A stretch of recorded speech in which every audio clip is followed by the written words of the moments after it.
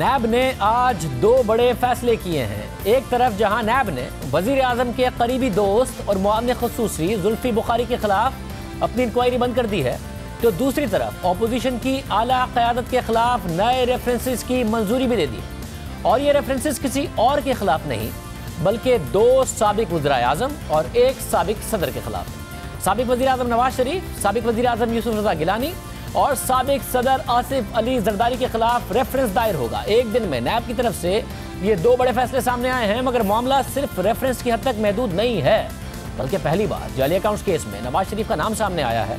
और अब नवाज शरीफ के खिलाफ भी जाली अकाउंट्स केस में रेफरेंस दायर होगा, यानी पीपल्स पार्टी की क़यादत के बाद अब नैब जाली अकाउंट्स केस में नून लीग की आला क़यादत को भी मुश्किलात का इस वक्त शिकार करेगा, मुश्किलात का सामना होगा। ये तमाम तफसीलात आज नैब ने अपने एलामिये में बताई हैं। नैब के एलामिये के मुताबिक नैब चेयरमैन की सदारत में नैब के एग्जीक्यूटिव बोर्ड के इजलास में साबिक वज़ीर आज़म नवाज शरीफ, यूसुफ रज़ा गिलानी और साबिक सदर आसिफ अली जरदारी के खिलाफ जाली अकाउंट्स केस में बदउनवानी का रेफरेंस दायर करने की मंजूरी दी गई है। नैब के मुताबिक तीनों मुल्जिमान पर सरकारी तोशाखाने से कवायद व ज़वाबित के खिलाफ गाड़ियाँ और तहाइफ लेने का इल्ज़ाम है, जिससे कौमी ख़जाने को भारी नुकसान पहुँचा। अब अहम बात यह है कि नैब की बाकायदा तौर पर चेयरमैन नैब की सदारत में इजलास हो, एक ऑफिशियल प्रेस रिलीज आए, दो साबिक वज़ीर आज़म और एक साबिक सदर के खिलाफ तहकीकात का आगाज़ हो और उसमें यह कहा जाए कि तोशा खान केस को बुनियाद बनाकर नवाज शरीफ के खिलाफ रेफरेंस की मंजूरी दी गई है, मगर जो कहा जाए कि भारी नुकसान पहुंचाया उसका अमाउंट तक ना बताया जाए।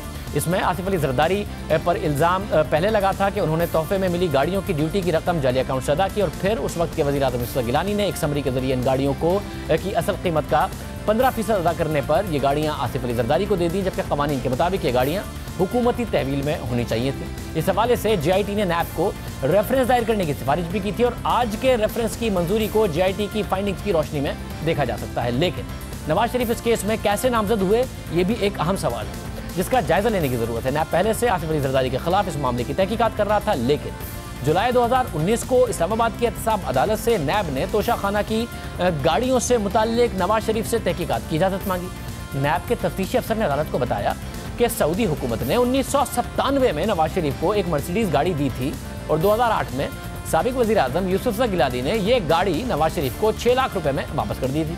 नैब के तफ्तीशी अफसर ने कहा कि तोहफे में मिली गाड़ियाँ सदर और वज़ीर आज़म अपने पास नहीं रख सकते। यूसुफ रज़ा गिलानी ने गैर कानूनी तौर पर यह गाड़ियाँ फराहम की, जिसके बाद एहतसाब अदालत ने नैब को नवाज शरीफ से तहकीकात की इजाज़त दी और फिर नैब की 3 रुकनी टीम ने जुलाई 2019 को नवाज शरीफ से कोट लखपत जेल में 1 घंटे तक सवालात भी किए। यानी ये मामलात चल रहे थे और अब बाकायदा आसिफ अली जरदारी और नवाज शरीफ के खिलाफ रेफरेंसेस की मंजूरी दी गई, मगर सवाल ये उठता है कि आसिफ जरदारी पर तो उन गाड़ियों के लिए जाली अकाउंट से अदायगी का इल्ज़ाम है, इसलिए जाली अकाउंट्स केस में उनके खिलाफ रेफरेंस की मंजूरी दी गई है, मगर नवाज शरीफ के खिलाफ अब तक जाली अकाउंट से अदायगी का कोई मामला नैब ने सामने नहीं रखा, तो उनके खिलाफ जाली अकाउंट्स केस में रेफरेंस की मंजूरी कैसे हुई है, जैसा कि प्रेस रिलीज में लिखा गया है। इस हवाले से तफसीलात आना बाकी है। मामला जो भी है, वाज़ेह तौर पर यह तासुर उभर रहा है कि अपोजिशन के खिलाफ केसेस में एक बार फिर से तेजी आ गई, जबकि हुकूमती अराकीन के खिलाफ केसेस और इंक्वायरीज बंद हो रही हैं। जो पहले से केसेस थे उनमें कार्रवाई नहीं हो रही है। पहले नंदीपुर केस में बाबर रहमान की बरियत हुई, अब वज़ीर आज़म के करीबी साथी जुल्फी बुखारी के खिलाफ इंक्वायरी भी नैब ने बंद कर दी है। आज नैब ने वज़ीर आज़म इमरान खान के मामले खुसूसी जुल्फी बुखारी के खिलाफ इंक्वायरी बंद करने की मंजूरी दे दी। नैब एलामी के मुताबिक जुल्फी बुखारी के खिलाफ अदम शवाहिद की बुनियाद पर इंक्वायरी बंद की गई है। अब अहम बात यह है कि जुल्फी बुखारी का नाम ऑफशोर कंपनियों के बाइस पनामा लीक्स में आया था और कि जुल्फी बुखारी की ब्रिटिश वर्जिन आइलैंड में गैर कानूनी ऑफशोर कंपनियां हैं, जिस पर नैब ने उनके खिलाफ तहकीकात का आगाज़ किया। मार्च 2018 को किया। तकरीबन 2 साल तक नैब उनके खिलाफ तहकीकात करती रही। इस दौरान नैब ने जुल्फी बुखारी को 6 बार, उनके वालिद को 2 बार तलब किया। जुल्फी बुखारी 2 बार नैब के सामने पेश हुए। बाद में नैब की दरख्वास्त पर उनका नाम ब्लैक लिस्ट में डाल दिया गया। इस पाबंदी के बावजूद इलेक्शन से पहले वो 1 टाइम परमिशन पर, एक दफ़ा परमिशन मिलने पर इमरान खान के साथ सऊदी अरब चले गए। अचानक उनका नाम निकला, ये एक अलग कंट्रोवर्सी बनी। और अहम बात यह है कि जुल्फी बुखारी के खिलाफ तहकीकात के दौरान नैब की जानिब से ये शिकायत भी सामने आई कि वो तहकीकात में ताउन नहीं कर रहा है। ये बात नैब ने हाई कोर्ट को भी बताई। फिर जुल्फी बुखारी की नैब प्रोसिक्यूटर से तल्ख कलामी की खबरें भी सामने आई, जिसकी वो तरदीद करते रहे, लेकिन इन खबरों के बाद नैब प्रोसिक्यूटर का इस्तीफा सामने आ गया और अब जाकर नैब ने जुल्फी बुखारी के खिलाफ अपनी तहकीकात बंद कर दी है, जबकि जुल्फी बुखारी इसकी पेशन गोई पहले ही कर चुके हैं।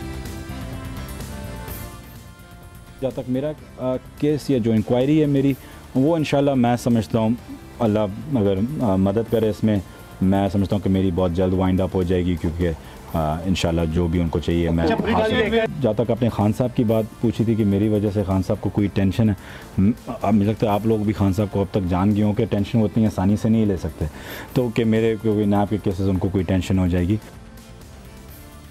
अब जुल्फी बुखारी के इस बयान को तकरीबन 13 महीने हो चुके हैं और आज वाकई नैब ने उनके खिलाफ इंक्वायरी अदम सबूत की बुनियाद पर बंद कर दी, जबकि हुकूमत के दीगर अराकीन जिन पर करप्शन और बदगुमानी के इल्जाम हैं उनके खिलाफ भी केसेस आगे नहीं बढ़े। आज के इजलास के बाद ऐसी कोई बात सामने नहीं आई जिन केसेस के हवाले से नैब पर मुसलसल तनकीद हो रही है। चेयरमैन नैब कह चुके हैं कि रेफरेंसेस तैयार हैं, कभी अदालत पर डालते हैं, कभी दूसरे मामला, जिसकी वजह से तनकीद होती है कि आप स्टे ऑर्डर खाली कराने के लिए आपने कितनी मेहनत की है, मगर उसके बावजूद आज 2 साबिक वज़ीर-ए-आज़म, 1 साबिक सदर के खिलाफ बाकायदा तौर पर रेफरेंस की मंजूरी हुई है और वज़ीर-ए-आज़म के मामले खुसूसी के खिलाफ इंक्वायरी बंद हुई है।